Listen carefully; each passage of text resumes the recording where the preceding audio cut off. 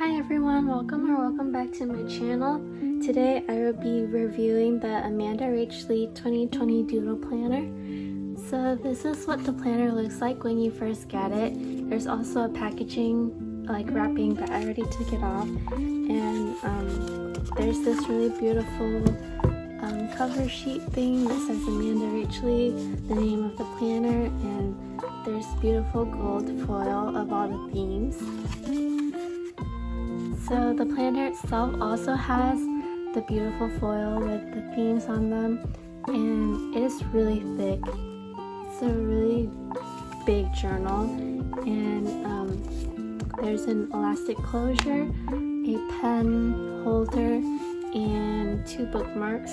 And the material is like a really soft, leathery material. I'm kind of afraid that it'll be easy to get dirty because when I first got it, I don't know if you can see it, but there's like this little purplish stain. I think it was from the black paper, and I can't really get it out, so I feel like it's gonna be easy to get dirty, but hard to clean. But it is a very nice material. It's very soft to touch, and it says 2020 on the side. So when you first open the planner, what you get inside is a little letter from Amanda, and it's super cute. And on the back, it says how to use your doodle planner in case you're not familiar with planning or bullet journaling. There's it shows you how you can use it, and there's also a page with your name. So I wrote it out in pencil because I'm too scared to commit. And down here it says shop@AmandaRachLee.com. There's a little quote page with a year overview and a place for reflections and goals. And then there's just things to check out, and 1.5 spreads of just dotted pages.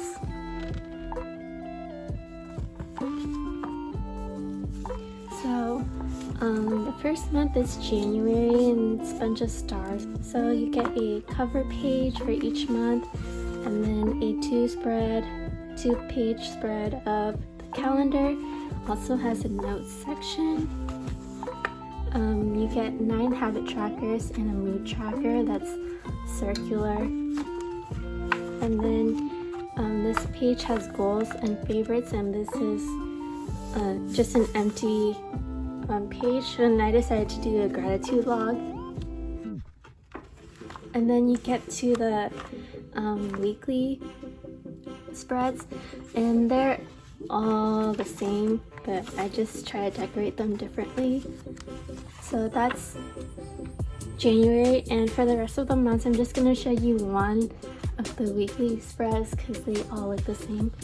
So February, super beautiful. I think one of my favorite themes of this whole planner.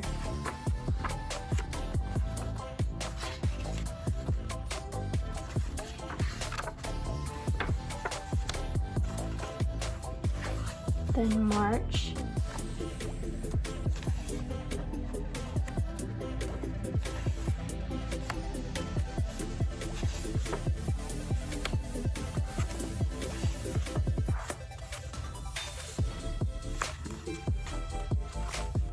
April is some butterflies.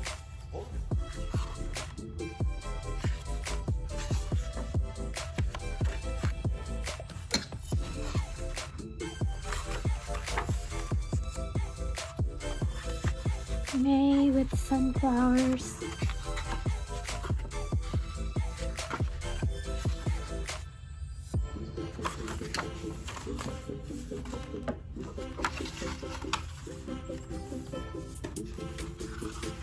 June has some boba tea, just super cute.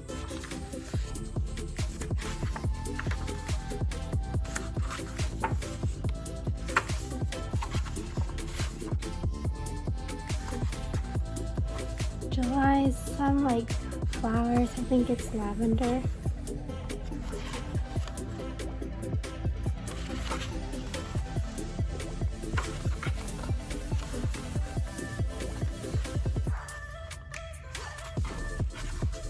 August is a bunch of fruits.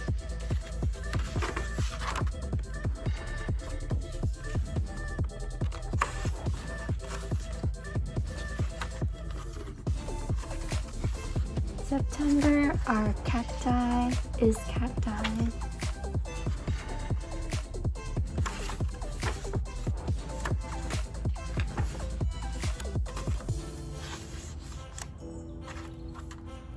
October is super pretty as well as a bunch of gems.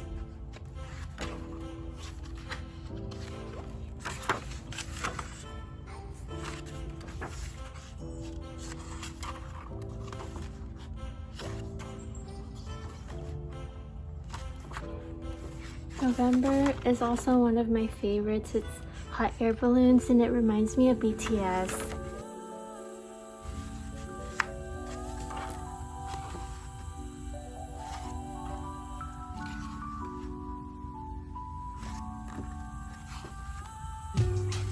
Finally, December, also one of my top favorites. It's so detailed and so pretty. It's a cityscape.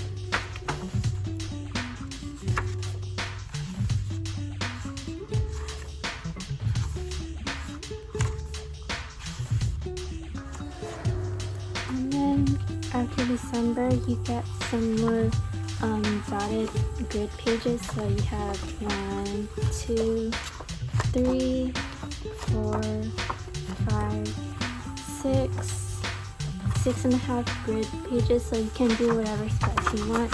And there's a page for reflections, so goals, and then reflections for 2020. And then there's a little quote page here. And in the back, I did a pen test, but there's also an envelope, and it has a pretty nice material right here, so it doesn't rip that easily. So that is the whole 2020 Doodle Planner. So let's start talking about the pros and cons of this planner, beginning with the pros. So what I really love about this is that everything is pre-made for you. So if you're a busy student like me, you don't have to worry about spending so much time to make them anymore. It's all done for you, so all you have to do is fill them out with the tasks you need to do. And also the illustrations are so beautiful. Like, they are very detailed, and some are more simple, but there's a lot of stuff going on and they're all gorgeous. I love all the themes. Additionally, there's very thick paper, like for example with the pen test, I have some mild liners, Pilot G2 pens, Crayola super tips, some highlighters from Crayola, Micron, Sharpie pen, and Muji pen, and basically none of them bleed through or even goes.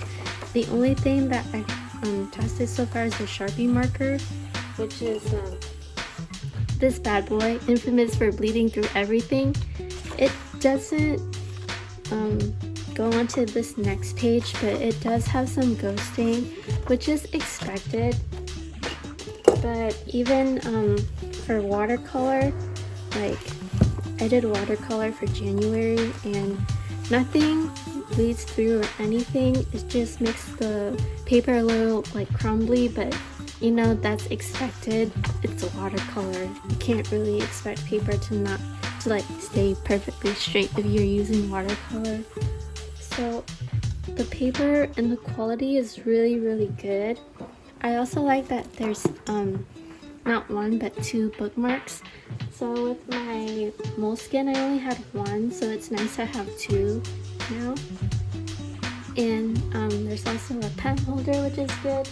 I usually use G2 pens, so they fit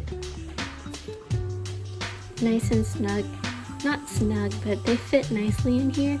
But if you're someone else who likes to use pens like Muji pens, for example, like here I have the 0.5 Muji pen. It's a bit too big. Like, it still fits, but it could fall out. And if you're like a pencil kind of person, like an average number 2 pencil, it will just slide out. So it's nice to have it, but I don't know if it works for everyone. But something else I really like is that the paper is also like a bright white. So if you're using whiteout, it won't be as noticeable as other journals where they have cream paper. So it's really, really noticeable where you use whiteout. So those are some of the pros with this 2020 Doodle Planner. So moving on to the cons. So the first thing that I didn't really love about this planner is that all the weekly pages are very, very repetitive. They're all the same exact layout and they have all the same doodles, which is fine. I totally understand why they had to all be the same because no one has the time to like digitalize like 52 different weeks. I understand why she had to do that, but I guess I would have preferred if she kept the same doodles but maybe moved them around differently. So maybe you move this like over here and this up here, something like that, so that every week isn't the same. Because for me, I get really bored when everything looks the same. I feel like I'm stuck in the same week over and over again. What I always did with my other bullet journals is that I always had to change it up or else I would get really, really bored of it. So for example, in April I did like a spacey theme, and here like all the spreads are very different. It makes it more interesting to look at and to flip through, I guess, and I don't get as bored of it as easily. So I fear that I'll be really sick of all these themes once I'm done using it. It's also a little bit repetitive if you've also created some of these themes with Amanda in the past. For example, like one of the themes here. So for the August theme, it's the fruity theme, and I have done like the exact same theme from watching her video, and it's also for August, which is funny, but you know, like it's the same theme. Like it's kind of like been there, done this, you know. Which is fine with me. Like I understand why she couldn't possibly like make totally different themes, but in case you are a little doodle and you have been recreating these themes, they might be a little like boring for you, but you know, that's not everyone's case. That's just for some people. The next thing that I would have preferred is that if she could have put the ton of gridded pages in the front instead of in the back, because in the front is where a lot of people like to do the yearly trackers, like movies they've watched, like favorite places they've been to, stuff like that, yearly log, all of that stuff. But instead of it all being right here, it's all in the back, so that's a little bit confusing. So I don't really know what I can do in a spread and a half while everything else is in the back. I feel like I just use all the back pages and this will be empty. So that was a little confusing for me, but it's not the biggest thing. And something else is that, along with my other point, is that all of these spreads are like kind of like vertical instead of horizontal. So what I mean by horizontal is more like spreads like these, like it's horizontal this way. I feel like I have more time or more space to write and like elaborate on the task, while this space is really small. It's like not the biggest deal, but that's just a personal preference for me. And something else I didn't really like is that so all the calendars, they start from Monday through Sunday, but as an American, We usually go from Sunday through Saturday, so this has been throwing me off a little bit. It's not like the biggest deal, it's just, again, personal preference, but I think it would be cool if for the next launch there could be more personalization, like you can decide if it goes from Monday through Sunday or from Sunday through Saturday. And if you know, for the weekly spreads to be horizontal or all vertical, I think that would be cool to have it more customizable to what people's individual needs are.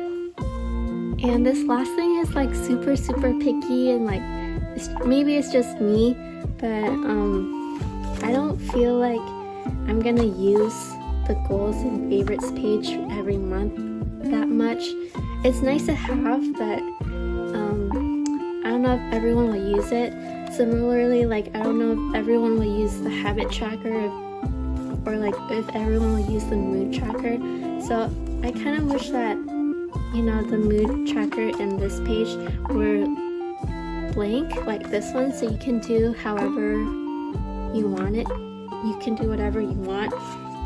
And it's a little bit sad that all the mood trackers are like this circular thing. I wish that she did more like more creative ones, like in her videos where it's like one big object and you color in little parts of the object with the color depending on your mood. So I think that those were more creative, but then again, I understand that not everyone likes those.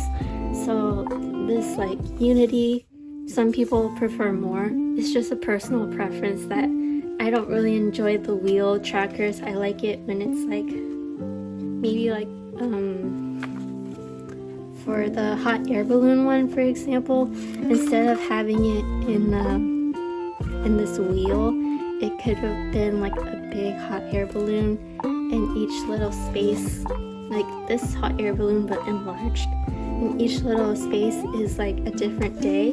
I think that would have been more fun, but I understand why she couldn't have done that for all the months. So again, like all of these cons or criticisms are really just like my personal preference, so please don't come at me. Overall, I think that this 2020 Doodle Planner is a beautiful journal. It's really thick, the papers are really nice, and I really do think that it's worth your money because not only is it beautiful, it also saves you so much time if you're busy like me, and I think I'll really enjoy using it. There's gonna be some things I need to get used to, like the Monday through Sunday instead of Sunday through Saturday, but it's just little things that I think I can get over eventually. I think Amanda did a really good job with this, and I'm really proud of her. So if you are thinking of getting this journal, I really do recommend it if you think it'll save you some time and you still want a beautiful journal. So thank you so much for watching this video. I hope that it was helpful or informative or entertaining in some way, and that if you were considering buying this planner for 2020, I really do recommend it, and really proud of Amanda for this beautiful piece of art. It's wonderful and I'm so excited to use it. Thank you so much, and I'll see you in my next video. Bye!